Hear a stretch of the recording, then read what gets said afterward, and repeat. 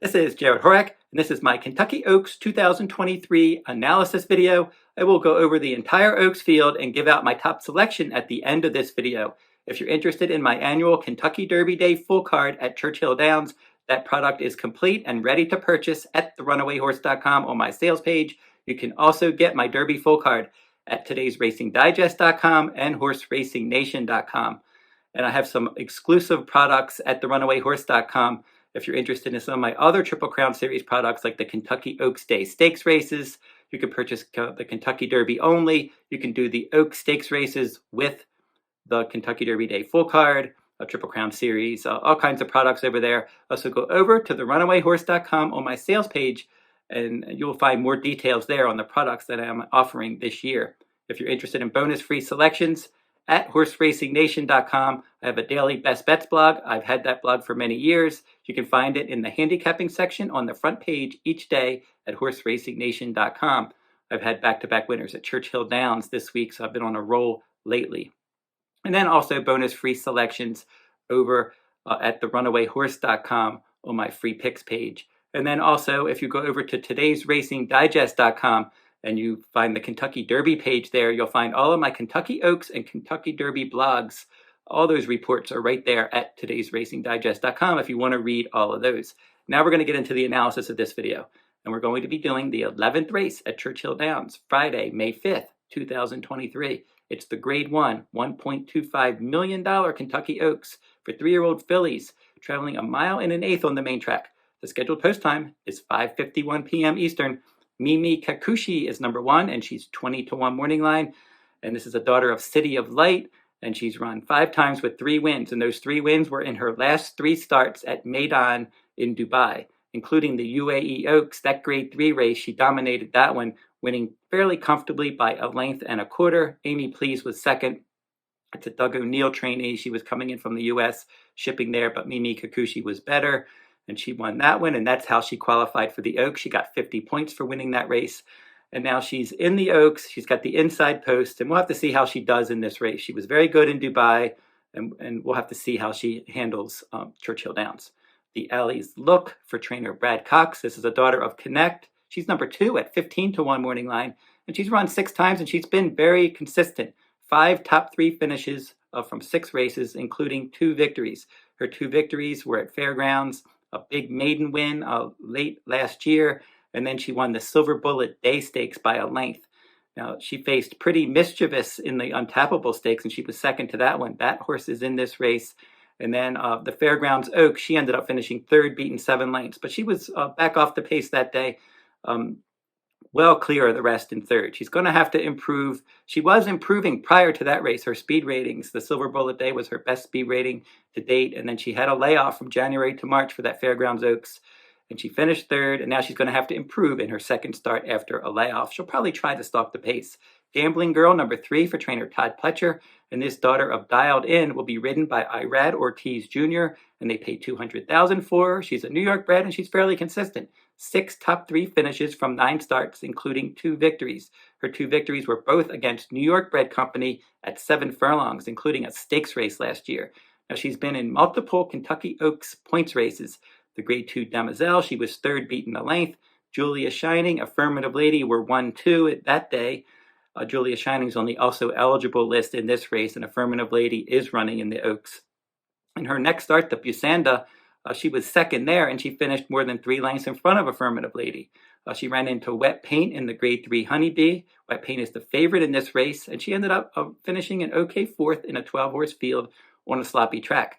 Last time out, Grade 3 Gazelle, Promiseher America, she's in this race, and she was able to win that one, and Gambling Girl rallied from off the pace to finish 2nd. She's got some decent late pace ratings. She's slowly improving for trainer Todd Pletcher, an inner post, a closer, and I can definitely see her hitting the board at a price. Number 4, Southlawn. She's 8-1 morning line, and she has been vastly improved in her last 2 starts. She's had 7 starts, 3 wins, no seconds and no thirds.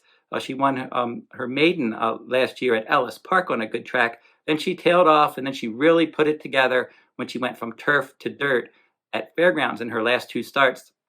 Optional Claiming Company, that was on February 17th. She added Lasix. She won by 8 lengths, stalking the pace inside. And then the Fairgrounds Oaks, she rallied from 5th place It was only a 5-horse field, so she rallied from last from the inside post, and she won going away by more than 3 lengths. The Fairgrounds Oaks is typically a good prep race for the Kentucky Oaks, and I can see her making an impact here at 8-1. Number 5, Wonder Wheel, your 2-year-old filly champion, has gone off form this year. She has 7 career starts with 4 wins in 2 seconds. She is 2 for 2 at Churchill Downs, and those 2 wins were her first 2 career starts, back-to-back wins in sprint races. In her 5.5 furlong debut, then the Debutante Stakes at 6 furlongs, second time out. They laid her off, got her ready in the Spinaway Stakes. She was laid off from July to September, and she finished a solid second in that Spinaway, and then they stretched her out. The Grade 1 Alcibiades from the inside post, she wired the field and held on by a nose. And then in her next start, the Breeders' Cup Juvenile Fillies from post 5 in a 13-horse field, she broke 11th. She rallied up the rail. She won by 3 lengths. She won the 2-year-old filly championship. She returned as a 3-year-old in the Suncoast Stakes. Big long shot, Dreaming of Snow won that one, and Wonder Wheel fell a neck short. She was the 1-2 favorite that day. And then in the Ashland Stakes, she was not the favorite, but she took a lot of money, stalked the pace, came up empty, finished 6th in a 7-horse field. So she's one that was an early starting 2-year-old. She started in June of her 2-year-old season, and it just looks like she developed early, and she has not improved from age 2 to 3. Joel Rosario will get aboard, and she's versatile. We'll have to see what kind of running style they try. Maybe they try to get aggressive in here like they did in the Alcibiades. Number 6, Botanical, is interesting for Brad Cox. This one is a daughter of Medaglia d'Oro, and they paid $220,000 for her. She's had 6 starts with 4 wins and a second. She was unplaced in her turf route debut, and then she rallied in her second turf route at Keeneland last fall. But since then, it's been all victories at Turfway Park in route races on their all-weather surface. Broke her maiden by 10 lengths, tracking from second. She wired the field in an optional claiming race, adding Lasix. That was on January 12th, her first start this year. The Cincinnati Trophy, she lost Lasix. She was the favorite. She sat 9 lengths back that day. A speed horse just ran out there, BG Warrior, couldn't keep going. Botanical reeled her in and won by almost 7 lengths. And then last time in the Bourbonnette Oaks, she controlled the pace when nobody else wanted the lead, and she defeated her stablemate Flashy Gem by a couple lengths, and it was more than 7 lengths back to the show finisher. So she's versatile. If nobody wants the lead, she'll do what she did in the Bourbonnette Oaks. If horses go out there, she can step back like she did in the Cincinnati Trophy. And then she broke her, like I said, in her optional claiming win, she wired the field, and then she tracked from second in her maiden win. So they can kind of place her anywhere. It's just a question of is she going to be as good on dirt as she is on all-weather ground. Her speed ratings continue to climb. Nice pedigree for the dirt. Training well at Churchill. And she's 4-1 morning line. Chris Landeros is 4 for 4 with her, and she won her last 4 starts as the favorite. Wet Paint is the favorite in this race, and she's 5-2 morning line for trainer Brad Cox. Blame is the sire. Street Cry, the dam sire. This filly can probably run all day. I don't think the distance is going to give her any trouble. And she's 3 for 3 on a wet track in case the track comes up wet as well. Her career debut was on turf, and she finished 10th in a 12-horse field. A sloppy track, second time out in Indiana, and she rallied to win by 2 lengths. And then at Turfway, in an all-weather route, she ended up finishing second. That was on December 14th. But then since then, they shipped her to Oaklawn Park. 3 points races for the Oaks, around 2 turns, and she won them all. Wet fast track, Martha Washington on January 28th. 6-horse field, she went last to first. She won by 2. That was the first time Flavien Prat rode her. He rode back in her next start in the Grade 3 Honeybee on a sloppy track. And it was a 12-horse field, and she rallied from 11th place to win going away by 3 lengths. Last time out, the favorite in the Grade 3 Fantasy, it was a fast track. 10-horse field. She rallied from 12 lengths back in last, and she went last to first, going away by more than 2 lengths. So with this extra distance, isn't going to really cause her any problems. Like I said, her speed ratings are climbing, and she's one that can sit back, make a big late run. If she gets pace help, probably going to be tough to hold off. Promiseher America, a 30-1 long shot. This is a daughter of American Pharaoh, and she's run 4 times with 2 wins and a second, and she's been steadily improving throughout her career. She was 8th by 20 in her dirt sprint debut. She was a well-beaten second in her second start at 7 furlongs. And all these races were at Aqueduct. And then in her next start, a 1-turn mile, that was on February 19th. She stalked. She won by more than 6. She lost Lasix for the Grade 3 Gazelle. It did not matter. She was a 26-1 long shot. She chased the pace from third. She got up there and she was pressing and she took the lead and she held off Gambling Girl and she won by a half length. So she continues to improve, but she's going to have to improve again. She can handle the distance. She's got technical speed, but she's facing better horses in here, and the pace scenario should be honest. And Tell Me No Lies for trainer Peter Miller. This is a daughter of Arrogant. Exchange Rate is the dam sire. She was good as a 2-year-old. She's been solid as a 3-year-old. 7 career starts, 3 wins in 2 seconds. Her career debut, 5 furlongs at Del Mar. She was 4th in a 10-horse field. And then she picked up the pace after that, 6.5 furlongs at Del Mar. She broke her maiden, pressing the pace in that race. Her 3rd start, the Grade 1 Del Mar debutante, she was my top choice. She was 9-1, and she got the job done there. And she did add Lasix in her 2nd start. She added blinkers in her 2nd start, excuse me. So she added blinkers in that 2nd start maiden win. And then she won the Del Mar debutante. And then the Grade 2 Chandelier, she stretched out, and she rallied, and she won that one. Breeders' Cup Juvenile Fillies. She ended up finishing 8th in a 13-horse field.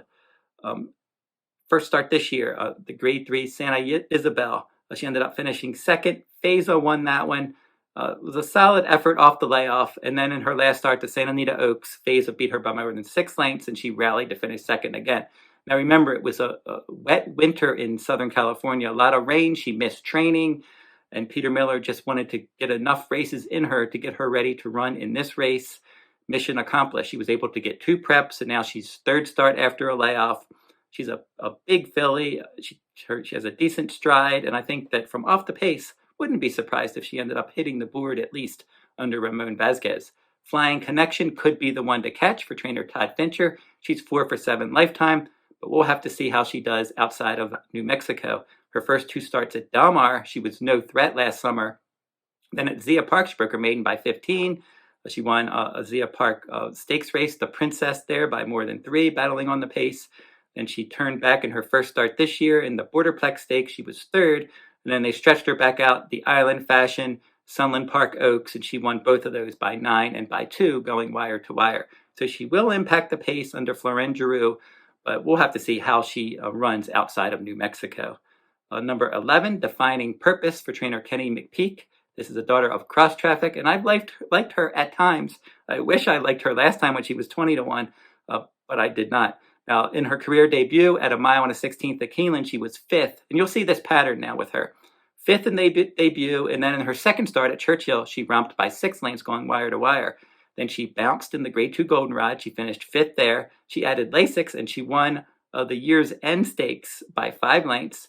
She regressed in the Martha Washington, and then in the Honeybee on a wet track, she split a 12-horse field, bounced back with an upset victory at 20-1 in the Grade 1 Ashland. So you can see she's kind of an in and out type. She'll run a bad race, and then she bounces back with a big race, and then she kind of regresses, and then she moves forward, then she regresses, and then last time she really moved forward. And she is training well at Churchill. April 29th, half-mile Bullet. That was a good Bullet workout at Churchill Downs. She handles Churchill. She broke her maiden at Churchill. But you just have to wonder if she can run 2 alike. If she can run 2 alike, she's definitely a contender in here, probably stalking the pace. Number 12, Darth Vader, has been training well in Florida, but she's one that always seems to train well. It's just a question of, does she want to go a mile and an 1/8? She's 4 for 8 lifetime. She was unplaced in her career debut against Florida Bred Company, and then she won her next start in a sprint. They stretched her out in her next start in a restricted Florida bred race, and she ended up at 38-1, finishing a well-beaten 3rd. Turned her back in a stakes race at Gulfstream, and she won that. And she won a sprint stakes race of the Sandpiper at Tampa Bay. Then the Gasparilla Stakes, she was up the track. The Devona Dale, that was a 1-turn mile, and she stalked, and she won that one nicely. And then they stretched her back out in the Gulfstream Park Oaks. She stalked, she led from an outer post, from the outside post, and then she weakened to finish 4th.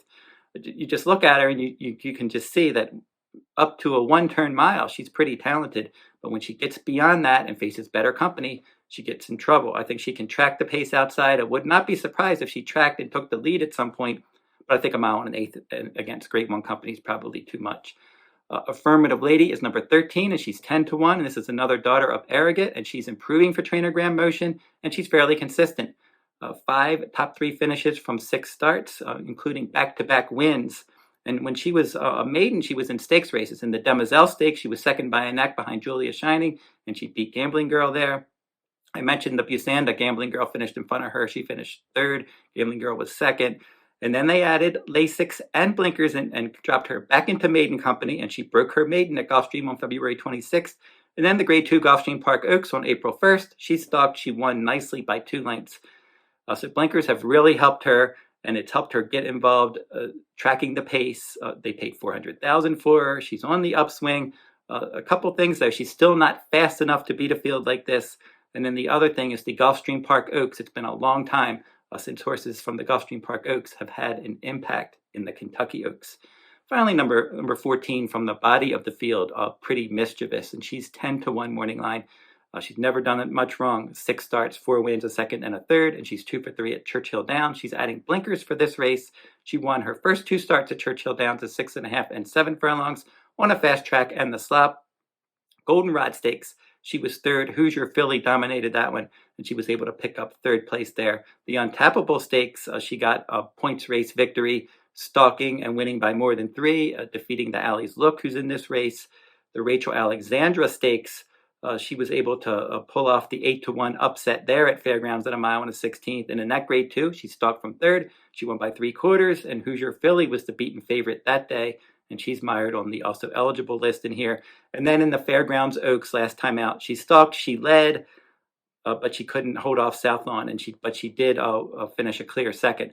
I'm a bit concerned that she had the lead at 1 mile and a 16th last time, and she couldn't really put it away. And in her other 1 mile and a 16th race in the Rachel Alexander, she was able to grind out a short victory. I just think maybe 1 mile and an 1/8 from post 14, she could get hung out wide and find a little bit wanting in late stretch. The also eligibles in this race are Taxed, number 15 at 20-1. She's 1 for 7 lifetime. She exits a runner-up finish behind Wet Paint in the Fantasy, and she also finished second to that one in the Martha Washington. If she gets in, she's going to be a wide stalking threat. Julia Shining, number 16, is going to need 2 defections, and I think I was going to make her my top choice if she got into this race, but it doesn't look like she's going to. She won her first 2 career starts, including the Demoiselle with this 1 mile and an 1/8 distance. And then in the Suncoast, she was grinding away and finishing 3rd. And then in her last start, again, in the Ashland, grinding away and finishing 3rd at 1 mile and a 16th at the short stretch at Keeneland. I just think 1 mile and an 1/8 and longer for her. She's bred for that. That's what she wants to do. Her sister Malathot won this race, and she also has a similar pattern, a pedigree pattern as Nest, who was also a Todd Pletcher trainee. So she's got that pedigree to go and run on at longer distances, and she's really training well, but I just don't think she's going to get in. Hoosier Filly, much better as a 2-year-old filly. She's number 17, and she would need 3 defections, and that's not likely. She is 3 for 3 at Churchill. She won her first 3 races at Churchill impressively, including the Goldenrod. They were considering her as a Kentucky Derby candidate, but she never panned out this year. She was a well-beaten 3rd in the Rachel Alexandra, and then a well-beaten 4th in the Fairgrounds Oaks. Getting back to Churchill would help, but that if she does get in, she's going to be mired in a tough post position. So overall, looking at this race, obviously Wet Paint is the one to win, but I'm going to go with a little bit of a value top choice over Wet Paint. I'm going to go with her stablemate in here, number 6, Botanical. I'm hoping that she at least goes off at 4-1, 5-1. She's shown a lot of ability in her last 4 races. She won by 10, by 4.5, by more than 6, and then by more than 2, using different running styles on that all-weather surface to win all those races. If she handles dirt, they can place her anywhere, and she's on the upswing from a speed figure standpoint, and maybe she can end up stalking the pace, getting first run, and holding off Wet Paint. So Botanical is going to be my top choice in the 2023 Kentucky Oaks. So don't forget to like, subscribe, and comment if you like this horse racing content. And I'll be back, and I'll be doing my Kentucky Derby analysis video for my next video this week. And until I see you next time, good luck at the races. Good luck in the Kentucky Oaks.